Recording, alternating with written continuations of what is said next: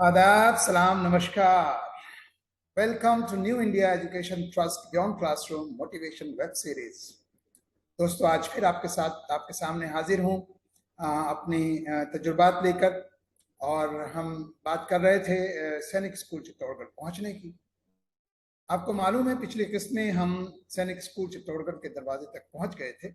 वहाँ एक छोटा सा करेक्शन मैं करना चाहूँगा। तारीख का करेक्शन है वो। एक्चुअली हम पहली अगस्त 1982 को हम सैनिक स्कूल चित्तौड़गढ़ पहुंचे थे। हालांकि ज्वाइनिंग हमारी 2 अगस्त की है, क्योंकि पहली अगस्त जो है वो इतवार का दिन था, संडे था। इसलिए पहुंच तो हम गए वहाँ, लेकिन ज्वाइनिंग 2 अगस्त 1982 की है। बहरहाल, वो चेतक एक्सप्रेस का हमने जिक्र किया था कि चेतक एक्सप्रेस में हम बैठे और किस तरीके से हम सैनिक स्कूल पहुंचे।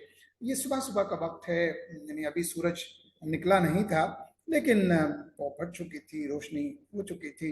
हम गेट पर पहुंचे। जो गेट कीपर था उसने हमको देखा और उसने बाहर दरवाज़ा, जो छोटा एक दरवाज़ा था, वो खोला। उसने पूछा कि साहब किससे मिलना है। हमने कहा हम यहाँ ज्वाइन करने आए हैं। और उन्होंने पूछा, डिटेल्स बताई हमने उनको, और हमने मेजर रणधीर सिंह का रेफरेंस दिया। उन्होंने कहा बिल्कुल सामने ही मेजर रणधीर सिंह साहब खड़े हैं बच्चों के सामने, आप चले जाएं। बहरहाल हमारे पास कुछ ज़्यादा सामान भी नहीं था। एक छोटा सा सूटकेस और छोटा सा बैग हमारे पास रहा होगा, तो हम लेकर के बहरहाल वॉक करते हुए 50 मीटर की दूरी होगी मुश्किल से मेन गेट से। और एक सामने आकर एक टी पॉइंट आता है। उस टी पॉइंट से अगर हम सीधे जाते हैं तो राइट हैंड की तरफ ऑडिटोरियम और लेफ्ट हैंड की तरफ जो है वो स्कूल बिल्डिंग शुरू हो जाती है। वहाँ उस टी पॉइंट पर मेजर रणधीर सिंह साहब कुछ बच्चों को लेकर खड़े थे और उन बच्चों के पास साइकिलें थी। वो मेरे ख्याल से 10-12 बच्चे रहे होंगे या 20 बच्चे रहे होंगे, मुझे एग्जैक्टली याद नहीं है। हमने उन्हें बहरहाल विश किया, ग्रीटिंग हुआ, एक्सचेंज हुआ हमारा, गुड मॉर्निंग।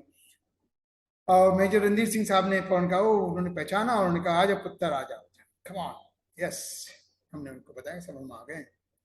उन्होंने फौरन ही एक स्टूडेंट को, एक कैडेट को, जो सीनियर कैडेट था, उसको उन्होंने बुलाया। वो मेरे ख्याल से चूंकि संडे का दिन था, तो बच्चे सैनिक स्कूल के हर इतवार को कुछ ना कुछ बच्चे जो हैं एक्सपेडिशंस पर बाहर जाते थे। ये बच्चे भी बाइसिकल एक्सपेडिशन पर जाने वाले थे और इनको हरी झंडी दिखाने के लिए मेजर रणधीर सिंह साहब वहाँ खड़े थे। बहरहाल उन्होंने हमें बहुत अच्छे से वेलकम किया। तो मैंने बताया कि उनकी आदत में कुछ शुमार था। हम चूंकि यंग भी थे, 21 साल की उम्र थी, 21 साल कुछ महीने, 7-8 महीने की उम्र रही होगी हमारी।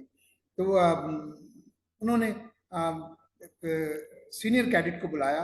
मुझे उस बच्चे का नाम याद नहीं, मगर इतना याद है कि वो सांगा हाउस का कैप्टन हुआ करता था, हाउस कैप्टन हुआ करता था। नाम मुझे एग्जैक्टली याद नहीं आ रहा है उसका। बहरहाल उसको बुलाया और उसे कहा कि ये नए सर हैं अनीस अहमद साहब, और इनको आप लेकर सांगा हाउस में चले जाइए। और सांगा हाउस में जो ऊपर फर्स्ट फ्लोर वाला जो अकोमोडेशन है, वहाँ अकोमोडेशन में आप ले जाइए। वहाँ ऑलरेडी एक टीचर रह रहे हैं, बैचलर, वहीं पर अनीस अहमद साहब भी वहीं पर रहेंगे।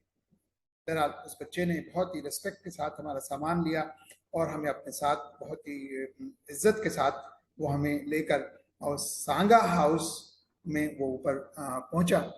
मेजर साहब ने उनको इंस्ट्रक्शन भी दी थी कि आप, जिम्मेदारी है, आप अनीस साहब को कंफर्टेबल फील कराएंगे और आपको ब्रेकफास्ट, लंच, डिनर सब आप उनको अपने साथ लेकर जाएंगे, क्योंकि आप सांगा हाउस के हाउस कैप्टन हैं और अनीस साहब चुके वहीं स्टे करें। बहरहाल वो लेकर हमें पहुंचे और वहाँ सांगा हाउस में नीचे हाउस मास्टर हुआ करते थे, JN भार्गव साहब, जगत नारायण भार्गव साहब। वो नीचे हाउस मास्टर थे। वहाँ अपने वाइफ और अपने 2 बच्चों अनुराग भार्गव और जलज भार्गव के साथ रहा करते थे।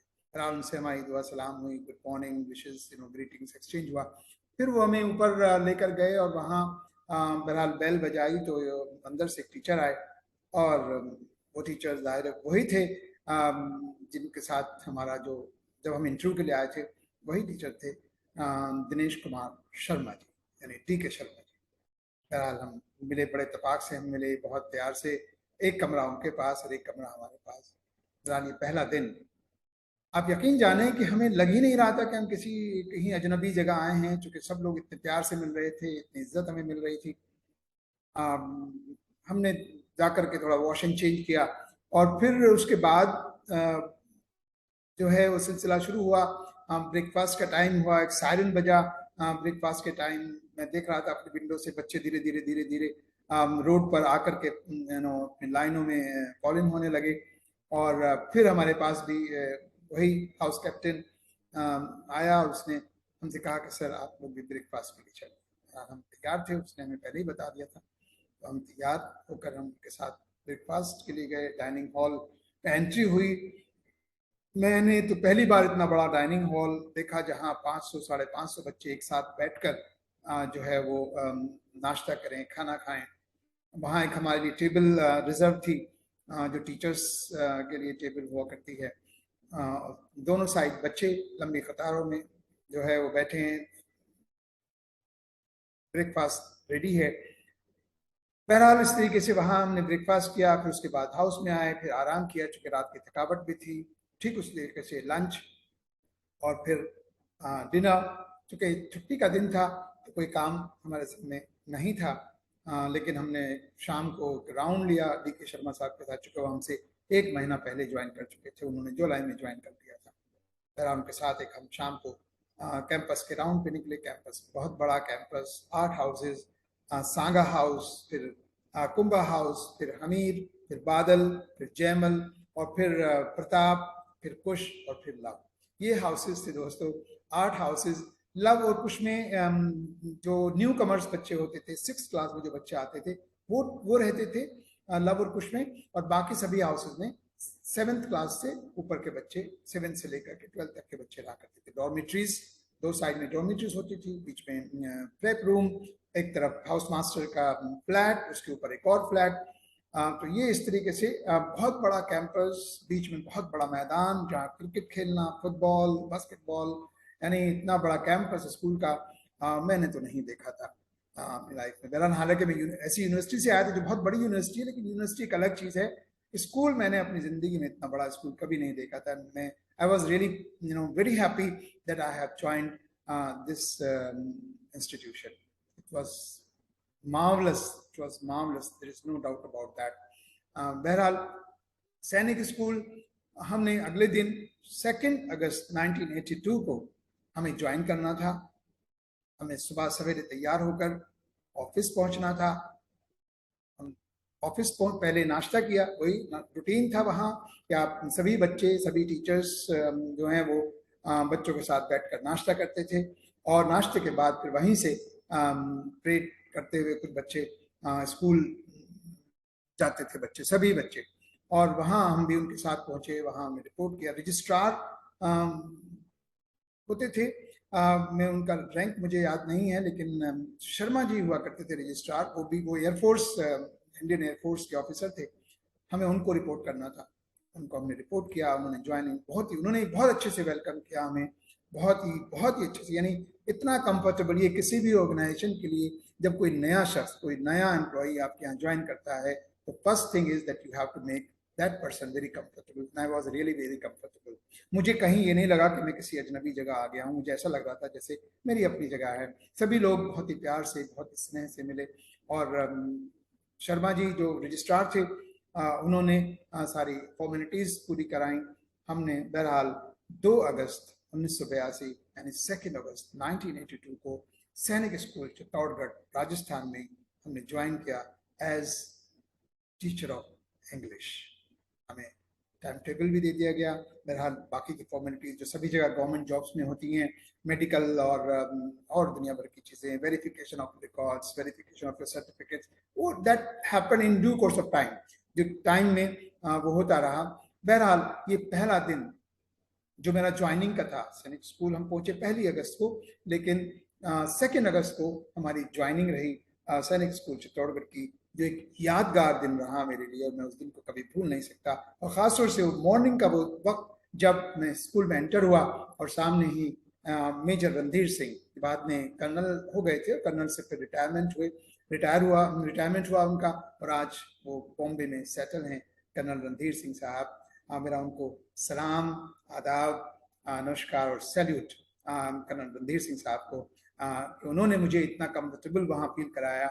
और मुझे लग रहा था कि मैं वहाँ, चूंकि जो बच्चे 11th 12th क्लास के बच्चे थे, वो जाहिर है 17-18 साल की उम्र के बच्चे, 17-18 साल, मेरी उम्र 21 साल कुछ महीने थी, तो मुझ में और उन बच्चों में कुछ खास फर्क नहीं लग रहा था. I was the youngest teacher at that time and I remained youngest till I left सैनिक स्कूल इन 1989. तो दोस्तों, ये रहा हमारा पहला दिन.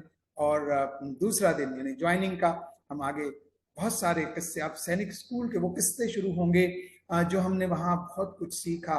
हमारे सीनियर हजरात, हमारे जो साथी थे, उनसे हमारे किस तरीके से स्टाफ रूम में हम जाते हैं, सब लोगों से हमारा इंट्रोडक्शन होता है.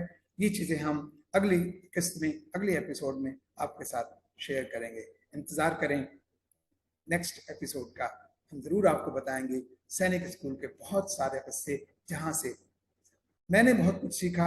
मैं आज जो कुछ भी हूँ, वो ट्रेनिंग, वो ग्रूमिंग जो सैनिक स्कूल में रही, और जो इज्जत, प्यार, मोहब्बत, और जो हमें सीखने को मिला हमारे सीनियर साथियों से, सीनियर हमारे जो फ्रेंड्स थे, कलीग्स थे, और इवन स्टूडेंट्स से, और मेजर रणधीर सिंह और कर्नल CVKS राव और रजिस्ट्रार शर्मा जी, ये तीनों officers, they were really wonderful officers, wonderful officers. CVKS Rao साहब के बहुत किस्से हैं, मेजर रणधीर सिंह साहब के बहुत किस्से, और एक और किस्सा मैं आपको शेयर करूंगा. इंतजार करें नेक्स्ट एपिसोड का. हम अपने किस्से, ये अपनी स्टोरीज जारी रखेंगे, आपके साथ शेयर करते रहेंगे. आदाब. Have a great time. Thank you. शुक्रिया.